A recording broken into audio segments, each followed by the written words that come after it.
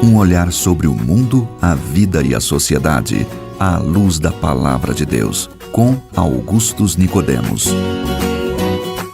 Olá, estamos começando mais uma edição do programa Em Poucas Palavras. Quero agradecer a sua audiência. Eu sou Natsa Matias, comigo o pastor Augustus Nicodemos, da Primeira Igreja Presbiteriana de Goiânia. Olá, pastor. Olá, Natsa, querido ouvinte. Mais uma vez chegamos até você com poucas palavras de esperança, conforto e esperamos salvação através da Palavra de Deus. O racismo é uma das maiores mazelas da sociedade no que diz respeito às relações humanas. Ele parte do pressuposto que há pessoas melhores do que as outras por causa de sua descendência, cor da pele, em suma, das diferenças étnicas, raciais das pessoas. De qualquer maneira, trata-se de um comportamento que desqualifica as boas relações entre as pessoas como um todo. Racismo é o tema do programa de hoje.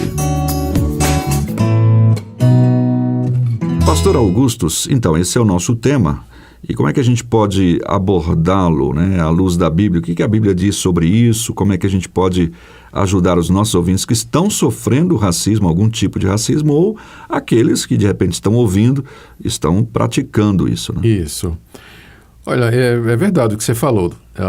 O racismo parece que é uma coisa que está impregnada aí na mentalidade humana e você encontra em todo lugar. Eu morei na África do Sul, vi na época do Apartheid. Então, eu vi o racismo de perto lá. Violento, né? Violento. Morei nos Estados Unidos também. Morei na Europa. E moro no Brasil. E em todos esses lugares eu vi diversas formas de racismo. Mas em todas elas, o racismo basicamente é o mesmo, que consiste em você fazer uma avaliação de uma pessoa pela sua descendência, pela sua raça, pela sua origem. E aí, com base nisso, tratar aquela pessoa de maneira desdenhosa ou desprezá-la, ou mesmo agredi-la, enfim, dar a ela um tratamento negativo por conta da sua raça, não é? No Brasil e em todos esses lugares que eu morei, menos na África do Sul, na época que eu morei, o racismo é definido como crime, né? E no Brasil é crime inafiançável. A pessoa, até por conta de uma piada racista, ela pode ser processada e, enfim, sofrer aí algum tipo de sanção. Há pouco tempo, eu não sei se você lembra, Natsa, um pregador neopentecostal bastante conhecido, ele causou um furor aí nas redes sociais e na mídia em geral, porque ele identificou os africanos como sendo descendentes de cão e que haviam sido amaldiçoados por Noé. Não é? É uma espécie de racismo disfarçado de religião, ou que procurar na Bíblia religião. E tem uma seita que eu creio que aqui no Brasil ou no mundo ela já não defende mais isso, mas a seita dos Mormons, ela dizia que a raça negra era oriunda daquele castigo que Deus colocou em Caim. Que foi a marca, exatamente. Caim teria sido o primeiro negro, não é? Como castigo por ter matado o seu irmão Abel, o que é um absurdo, não tem nada, absolutamente nada na Escritura que diga esse tipo de coisa. Na África do Sul, só contar essa experiência, Nathan, quando eu morei lá, estava em vigor o Apartheid, que eram leis que segregavam as raças. Agora, não era só entre os africanos e os brancos, mas eram leis que incluíam ou que acabavam atingindo outros grupos. Havia indianos, havia os chamados colors, os mestiços, que seriam aqui os mulatos ou morenos, não é? Entre os próprios negros havia diferença entre as tribos, Tswanas, Zulus, Xhosas, eles não se davam. E entre os brancos havia aqueles de descendência holandesa e os de descendência inglesa. Aí tinha também essas diferenças. Né? Tinha também essa diferença. Quando eu morei na Holanda, dava para ver que a raça que era considerada assim inferior e que havia preconceito eram os turcos. Era muita gente que vinha da Turquia para encontrar emprego lá na Holanda e acabava criando essa animosidade, né? Essa xenofobia tinha isso também. Nos Estados Unidos são os afro-americanos, né? E também os próprios americanos que se estranham, inclusive tiveram guerra por conta disso, e até hoje também isso lá é um problema muito sério. Recentemente agora, no noticiário, né, mataram um rapaz, a polícia matou um rapaz negro, e aí a cidade toda foi às ruas para protestar, estava a maior confusão lá. 2, né, seguidos nesse caso aí. Isso aí. Então, de onde vem isso, né? E a resposta é que o racismo ele está enraizado no coração do homem. Na época de Cristo, já havia um racismo terrível que vigorava e dividia o mundo da época. E começava, era de todas as raças, né? Mas começava do ponto de vista da Bíblia, da história que a Bíblia nos narra, começava com os judeus. Os judeus não entenderam corretamente que Deus havia separado a nação de Israel das outras nações para ser um canal de bênção para as outras nações. Não para torná-los especiais, né? E eles pensavam que eram especiais e, portanto, superiores. Então, o judeu, ele não se juntava com gente de outra raça, não tinha qualquer convívio social, qualquer outra relação, a não ser relações comerciais, e se sentiam, num certo sentido, até à vontade para justificar algum tipo de extorsão, já que era feito com aquelas raças inferiores, não é, ao judeu. E na época de Cristo, esse racismo havia se desenvolvido, particularmente com relação a um povo que era mestiço, chamado samaritanos, que era uma mistura de judeus com gentios. Essa raça ela tem origem quando os judeus foram deportados para a Babilônia, 600 anos antes de Cristo, e os babilônicos trouxeram outros povos, para morar lá na Palestina, no lugar dos judeus, e esses povos se misturaram com os judeus que restaram por lá e nasceu essa raça híbrida, não é? Sim. E o judeu mesmo, ele aborrecia os samaritanos. Então, não é de admirar aquele episódio no Evangelho de João, quando os discípulos encontram Jesus conversando com uma mulher samaritana, não é? E quebrando o preconceito racial. O próprio Jesus contou uma parábola em que o herói, não é exatamente um samaritano que para acudir um judeu que havia sido espancado por salteadores e largado à beira do caminho. E com isso Jesus quis dizer que nós temos que amar o próximo, não importa quem seja, não é? Mesmo que seja pessoa de uma outra raça, enfim. Quando o apóstolo Paulo começou a pregar o evangelho a todas as nações, aos gentios particularmente, isso causou uma confusão com os primeiros cristãos que eram judeus e eles ainda não haviam entendido que Deus é Deus de todos os povos. E, inclusive, convocaram Paulo, convocaram Pedro, porque Pedro foi pregar na casa de Cornélio, um não-judeu, e para saber por que Pedro tinha se ajuntado com quem não era da raça, não é? Explique-se, né? Exatamente. E aí Pedro explicou que Deus o havia orientado a pregar o evangelho aos não-judeus e que os não-judeus, né, que são os gentios, eles receberam o Espírito Santo da mesma forma que os judeus tinham recebido no dia de Pentecostes, quando creram em Jesus Cristo. E que, nas palavras do próprio Pedro, Deus assim mostrou que ele não faz distinção de pessoas, purificando tanto judeus quanto não-judeus pelo Espírito Santo enviado aos seus corações.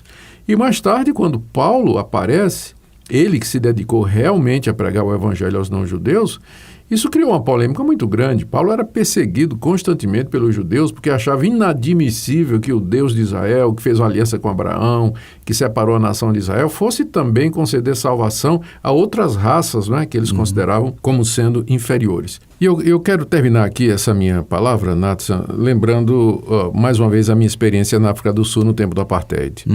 Lá as leis proibiam que os brancos se relacionassem com os negros. Havia cidades, as chamadas townships, que eram para os negros, as townships que eram para os mulatos, e as cidades dos brancos. Os negros vinham trabalhar na cidade dos brancos, né? E eu me lembro quando eu ia para o correio, que tinha a fila do branco, e se tinha algum negro na fila e chegava um branco, o negro tinha que sair e dar lugar para o branco. Banheiros separados, as praias eram distintas.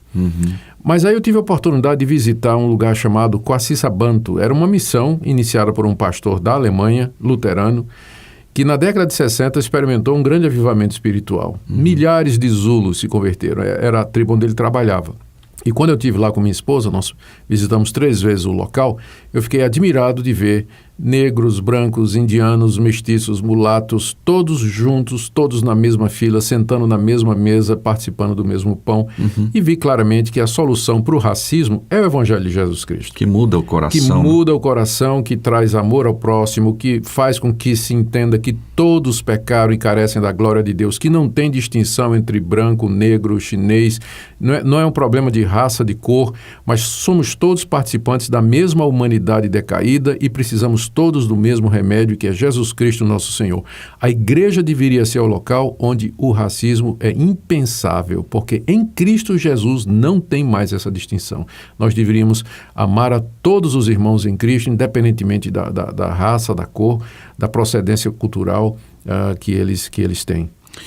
A igreja é esse lugar onde há essa cura por causa do evangelho, né, da pregação da palavra de Deus, a transformação que Cristo promove. Agora, infelizmente, a gente acaba ouvindo algumas más notícias de pessoas, até dentro das igrejas, procedendo com esse preconceito. Isso é falta de instrução bíblica da parte dos pastores e é falta dos líderes da igreja levar a sério o que diz a palavra de Deus. Que racismo é pecado mesmo e tem que ser combatido. Tratar com seriedade. Isso. Bem, nós então tratamos desse assunto, racismo. Caso esteja passando por algo como um caso de racismo, você está sofrendo um bullying com isso. Exato.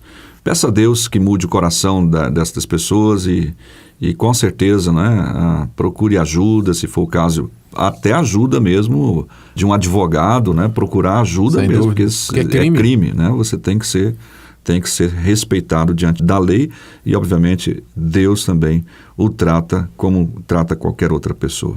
Vamos ouvir uma música, daqui a pouquinho a gente volta. De todas as tribos, povos e raças, muitos virão te louvar.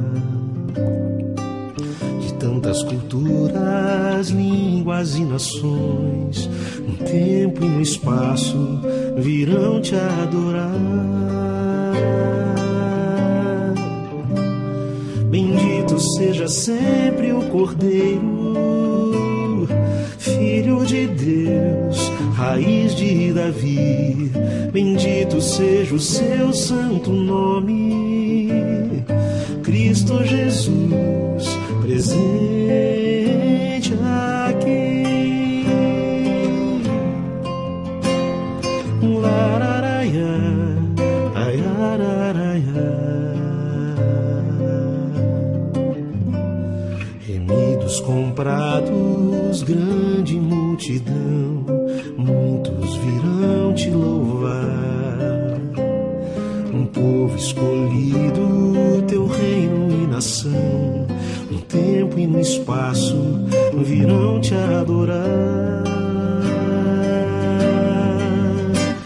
Bendito seja sempre o Cordeiro, Filho de Deus, raiz de Davi. Bendito seja o seu santo nome, Cristo Jesus, presente aqui. Lararaia, aiararaia. E a nós só nos cabe tudo dedicar, oferta suave ao Senhor. Estamos chegando ao final de mais uma edição do nosso programa. Em poucas palavras, quero agradecer a sua participação. Pastor Augusto. Apenas dizer mais uma vez ao nosso ouvinte que o racismo não é agradável a Deus. Deus não faz acepção de pessoas. Que Ele nos ajude a entender isso e tratar todos com igualdade.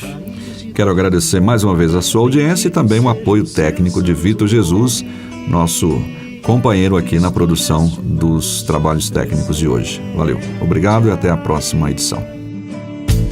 Se você deseja saber mais sobre esse e outros assuntos à luz da Palavra de Deus, domingo às 9 da manhã ou às 7 da noite, será um prazer conhecê-lo pessoalmente. Primeira Igreja Presbiteriana de Goiânia, Rua 68, esquina com 71 Centro. Fone 3213-3320 www.pipg.org.